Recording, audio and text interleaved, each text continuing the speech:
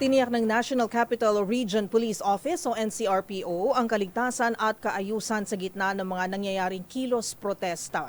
Sa panayam sa DZRH, sinabi ni NCRPO spokesperson Major Hazel Asilo na hindi nila hahayaang mangyari sa Metro Manila ang nangyayaring pagkilos protesta sa Indonesia. Aabot anya sa 4,000 pulis ang nakahanda at naka-standby upang mabilis na rumisponde kung kakailanganin. Partikular na tututukan ang EDSA na may posibilidad umanong pagkilos na mangyayari. Pakinggan at panuurin po natin ito.